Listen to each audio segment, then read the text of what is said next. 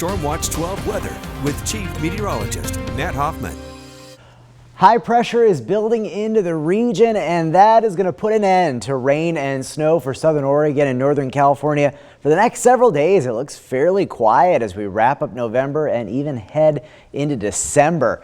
Take a look at temperatures. With the clearer conditions, those readings have been plummeting. It's 33 in Medford already, 25 degrees in Klamath Falls. It's 24 in Lakeview, 28 in Mount Shasta, and we're down to the teens up in Chemult. Not as cold along the coast, 41 degrees right now in Gold Beach.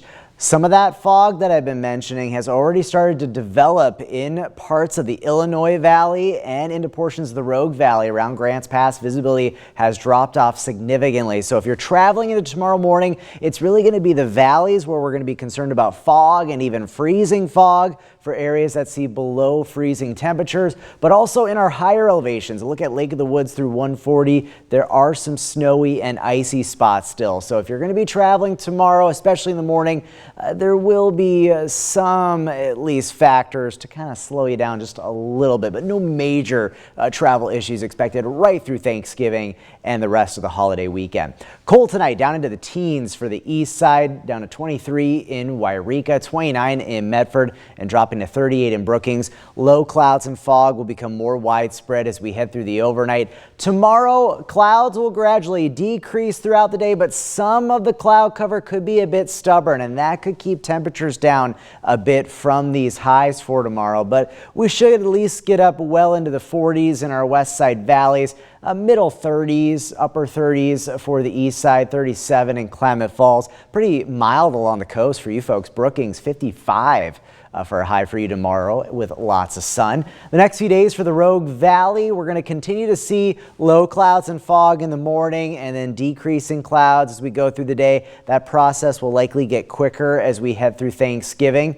Taking a look at Stormcast, you'll see how those low clouds and fog spread out for both west side and east side valleys, decreasing as we head into the afternoon, and then kind of a similar story right on into Thursday for Thanksgiving. Temperatures will be even colder to start off our Turkey Day. And then as we move on into Friday for Black Friday, likely still going to be contending not only with cold temperatures, but also that potential for low clouds and freezing fog for some inland valleys. The Turkey Trot Run Thanksgiving morning in Talent. It is going to be a cold one out there. Dress warm.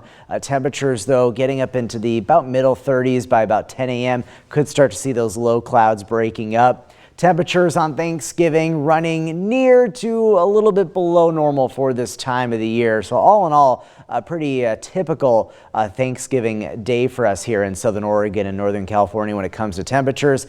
And then we got a lot of events going on this weekend through the holiday weekend. Friday, the Festival of Lights in Ashland. Clear 45 degrees at 5 o'clock, and it will be pretty chilly on Saturday for the Christmas tree lighting in Jacksonville. Mostly clear and 44 degrees. Not a lot of wind to speak of, so wind chill won't exactly be a factor.